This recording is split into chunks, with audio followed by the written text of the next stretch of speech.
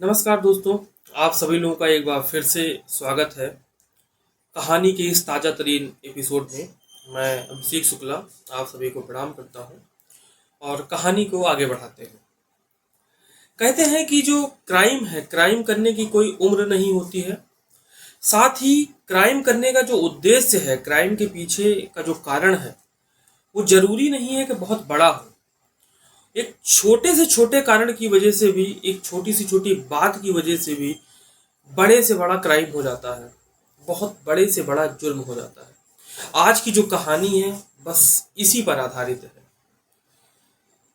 इस कहानी में जो क्राइम करने वाला है उसकी उम्र बेहद कम है और जो क्राइम करने का कारण है वो बहुत ही छोटा है, लेकिन जो क्राइम हुआ वो बहुत बड़ा है। इस घटना में, इस कहानी में एक मर्डर होता है। उस मर्डर की मिस्ट्री सुलझ नहीं पाती है, लेकिन एक बिस्किट देकर, एक बिस्किट की वजह से वो मर्डर मिस्ट्री सुलझ जाती है।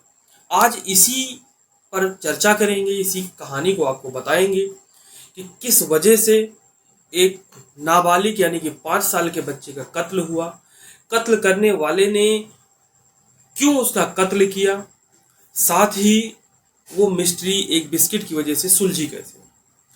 इस कहानी को अगर शुरू करें तो हमें चलना पड़ेगा कानपुर के बीरबलपुर में। और बीरबलपुर के रहने वाले संजय निषाद का 5 साल का बेटा 29 जुलाई यानी सोमवार को खेलते खेलते अचानक गायब हो जाता है। घर वाले तलाश करते हैं, आस पड़ोस में देखते हैं, मतलब घर वालों को जहां जहां संदेह होता है वहां वहां उस बच्चे को ढूंढने की कोशिश करते हैं कि शायद वो बच्चा कहीं आसपास होगा, खेल रहा होगा, मिल जाएगा। लेकिन बहुत प्रयास करने के बावजूद वो बच्चा मिलता नहीं है। अंत में हार थक कर पुलिस वाले, क्योंकि बच्चा छोटा था तो ये संदेह बिल्कुल था ही नहीं कि वो बच्चा किसी रिश्तेदार के यहाँ गया होगा या किसी अपने दोस्त के यहाँ गया होगा। घर वालों को यही था कि कहाँ जाएगा, ज़्यादा घर पे रहेगा या घर के आस पड़ोस में जाएगा। आस पड़ोस में देख ही लिया था, कहीं कुछ मिला नहीं। बाहर जाने की कोई स्थिति थी नहीं, बाहर जाने का कोई सवाल ही नहीं पैदा होता। घर वालों ने आस पड़ोस में देखा ही, कहीं कुछ मिला नहीं। अंत में हार थक कर घर वाले पहुंच जाते हैं सजेती थाना।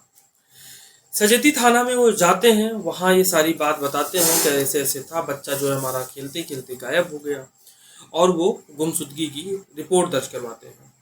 उस रिपोर्ट में जो बच्चे की माँ रहती है रश्मि, वो रश्मि आरोप लगाती हैं अपने रहने वाले एक पड़ोसी पर, जिनका नाम रहता है रमेश।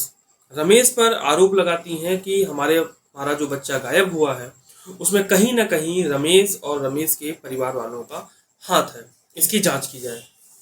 पुलिस वाले तुरंत तत्पर होते हैं, जाते हैं रमेश के घर। रमेश के घर की छानबीन करते हैं।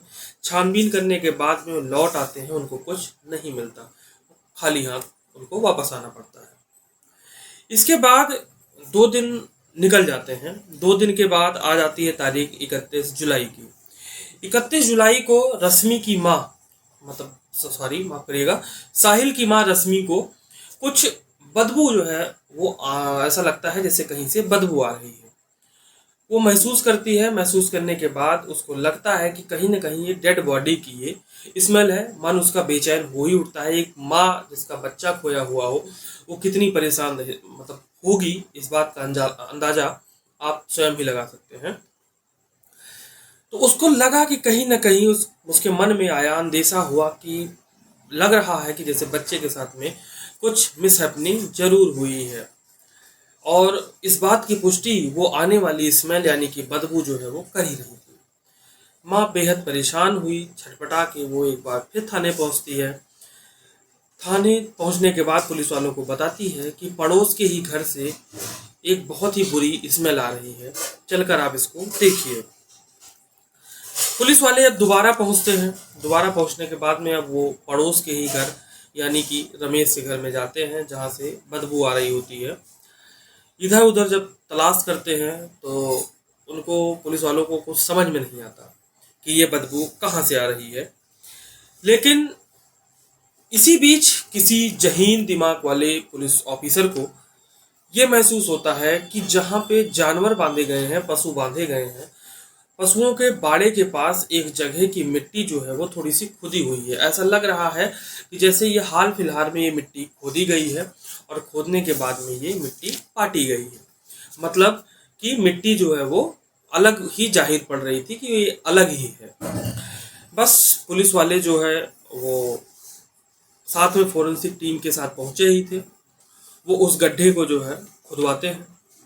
वहां पे उस मिट्टी को खुदवाया। मिट्टी को जब खुदवाया तो 2 फीट अभी गड्ढा खुदा ही था कि एक जो है बोरे में एक लाश जो है बरामद होती है। और स्मेल जब थोड़ा सा और गड्ढा खोदा गया तो स्मेल और ज़्यादा आने लगी। जब उस बोरे से लाश को निकाली जाती है तो वो किसी और की लाश नहीं बल्कि साहिल की ही वो डेड बॉडी थी। इसके बाद पुलिस, अब चूंकि ये जो बॉडी मिली थी ये रमेश के घर के पास से ही मिली थी जहाँ पे वो अपने पशुओं को बांधता था, तो पुलिस रमेश और रमेश के घर वालों को यानी उसकी पत्नी और उसकी एक नाबालिग बेटी थी उसको गिरफ्तार कर लेती है। हालांकि पहले जो नाबालिग बेटी को जो गिरफ्तार किया गया वो शक के आधार पर किया गया, लेकिन गिरफ्तार करने के बाद में उन्हीं पुलिस वालों में एक पुलिस वाला और था जिसकी नज़र रमेश की एक और बेटी जो थी जो 7 साल की थी उस पर पड़ती है। हालांकि ये जो नाबालिग बेटी थी जिसको पुलिस ने गिरफ्तार किया उसकी उम्र 17 साल है और एक दूसरी बेटी जो कि बड़ी वाली से छोटी थी यानी कि छोटी बेटी जो थी उसकी उम्र 7 साल है। अब पुलिस वाले की नज़र उस 7 साल की छोटी बच्ची पर पड़ती है।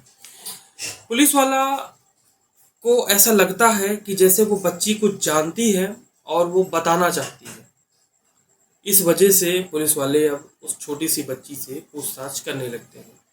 लेकिन ये क्या था, जैसे ही पुलिस वाले उस छोटी बच्ची से पूछताछ करना शुरू करते हैं वो बच्ची घबरा जाती है और जोर जोर से रोने लगती है। पुलिस वालों को अब समझ में नहीं आता कि वो क्या करें। तभी उनको एक उपाय सूझता है। वो पास की ही दुकान से एक बिस्किट का पैकेट मंगवाते हैं और पैकेट मंगवाने के बाद बिस्किट निकालकर उस बच्ची को पहले खिलाते हैं। पहले भरोसे में लेते हैं, प्यार दुलार करते हैं, लाड लाड करते हैं उस बच्ची से। इसके बाद जब वो बच्ची बिस्किट खाती है, नॉर्मल हो जाती है, तब पुलिस वाले उस बच्ची से पूछताछ करते हैं। अब इसके बाद वो बच्ची बिल्कुल फ्रेंडली होकर सारी बात बता देती है और वो राज खोलती है। एक ऐसा राज कि जो दुनिया के सामने जब आया तो लोगों की आंखें फटी की फटी रह गई, लोगों के पैरों तले जमीन खिसक गई। वो बच्ची बताती है कि ये जो साहिल है जिसकी डेड बॉडी मिली हुई है, इसकी हत्या किसी और ने नहीं की। उसकी बड़ी बहन जो कि 17 साल की है उसने उसके सामने ही साहिल का गला घोंटकर हत्या कर दी। आपको यहाँ पे ये बताना जरूरी है कि वो जो नाबालिग बिटिया है वो कोई और नहीं साहिल की चचेरी बहन थी। यानी कि जो रमेश हैं जिसकी वो नाबालिग बेटी है वो साहिल के बड़े चाचा या आप ताऊ कह लीजिए, ताऊ लगते हैं। अब छोटी बच्ची आगे बताती है कि गला घोंटकर हत्या करने के बाद 100 को कंडे के साथ बोरी में भरकर पशुओं के बाड़े में लेके गई और ले जाने के बाद 100 को गड्ढा खोद कर उसमें दफना दिया। जब उससे पूछा गया कि इस दौरान बाकी लोग कहाँ थे, मतलब उसके मम्मी कहाँ थे, पापा कहाँ थे, तो उसने बताया कि इस दौरान बाकी घर वाले जो थे वो खेतों पर काम करने गए थे। तो एक तरीके से बच्चे ने, एक छोटी सी बच्ची ने बाकी लोगों को क्लीन चिट दे दी। अब बात जो है वो आगे बढ़ती है। अब मामला खुल ही गया था। अब पुलिस वाले उस नाबालिग बच्ची पर जाते हैं जिस पर साहिल के हत्या का आरोप लगा था। उस बच्ची से पूछताछ करते हैं कि आपने जो ये मर्डर किया, जो आपने हत्या की साहिल की, उसको करने का कारण क्या था। तो वो बच्ची कहती है कि साहिल के परिवार में जब भी कोई, बहुत छोटी बात बताती है वो कहती है साहिल के परिवार में जब भी कोई बात होती थी, कोई गलत बात होती थी, कोई कुछ भी होता था तो वो सारा इल्ज़ाम जो है वो उसी पर लगा देते थे।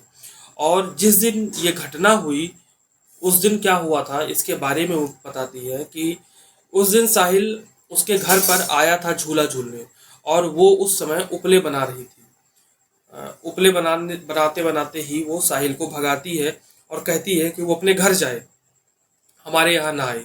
लेकिन साहिल तो छोटा बच्चा था, वो कहाँ मानता। वो पड़ोस का ही घर भी था, फ्रेंडली भी था, आता आना जाना लगा ही रहता था।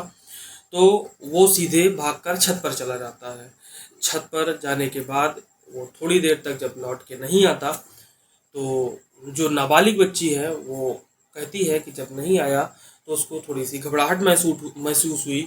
वो छत पर जाती है, छत पर देखती है तो साहिल पानी की टंकी में डूबा हुआ था, कुछ बोल नहीं रहा था। इसके बाद वो देखकर और डर जाती है। इसके बाद वहाँ से वो साहिल को उठाती है, निकालती है उस टंकी से। निकालने के बाद वो वहाँ से ले जाती है और पशुओं के बाड़े में बोरी में भर कर वो गड्ढा खोद कर दफना देती है। इसके बाद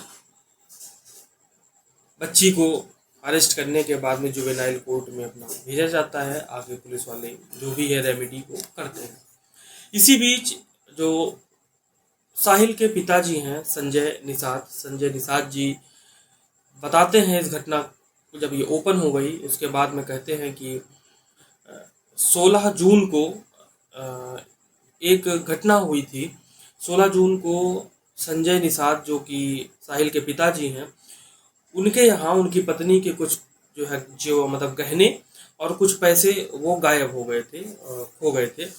तो ये 16 जून की घटना थी। इसके बाद जो है संजय निषाद ने ये जो आरोप लगाया था कि जो गहने गायब हुए हैं और पैसे गायब हुए हैं, इसमें उस नाबालिग बच्ची का हाथ है, उसने शायद गहने चुराए हैं। और इस पर दोनों परिवारों के बीच में काफ़ी झगड़ा भी हुआ था। और जो उस नाबालिग बिटिया ने उस समय कहा भी था, उस बच्ची ने, कि जो मेरे ऊपर आपने आरोप लगाया है मैं इसका बदला लूँगी और साहिल को मैं जो है उसकी मैं हत्या कर दूँगी।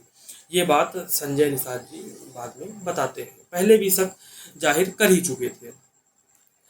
वैसे अब एक कहानी और जो है संजय निषाद जी कहते हैं कि उनको एक बिटिया और भी थी जिसकी उम्र 3 साल थी, और 5 साल पहले उसकी भी पानी में डूबकर, पानी की बाल्टी में डूबकर जो है वो मृत्यु हो गई थी। अब साहिल के घर वाले यानी कि संजय निषाद जी इस हत्या में भी या इस तरीके से उस बेटी की मौत में भी उस नाबालिग बच्ची के इन्वॉल्व होने का शक जाहिर कर रहे हैं। तो इस तरीके से आज की जो कहानी थी वो बस यहीं पर समाप्त होती है। इस कहानी से हमें ये सीखने की ज़रूरत है कि हमें अपने बच्चों पर ध्यान देना चाहिए, क्योंकि लोगों का ये कहना है कि जिस नाबालिग बच्ची ने ये मर्डर किया साहिल का, उसकी जो आदत थी वो थोड़ी सी खराब थी। वो झगड़ालू प्रवृत्ति की थी। कुछ दिन पहले उसने अपने पिताजी का फ़ोन भी चोरी किया था, जिस पर उसके पिताजी ने जब उसे डांटा तो उसने जहर खाकर आत्महत्या करने की कोशिश की। इस कहानी को बताने का उद्देश्य सिर्फ इतना था कि आप अपने बच्चों की परवरिश अच्छे से करिए, उनकी देखभाल अच्छे से करिए, उन पर नज़र बनाकर रखिए, और बच्चों को इतना स्वतंत्र मत करिए कि या उन पर इतना जो है उनको नज़रअंदाज मत करिए कि वो इतनी बड़ी भूल जो है वो कर बैठें या करने की कोशिश करें। तो आज की कहानी में बस इतना ही। जल्द ही एक नई कहानी के साथ आपसे मुलाकात होगी। तब तक के लिए नमस्कार, शुभ रात्रि।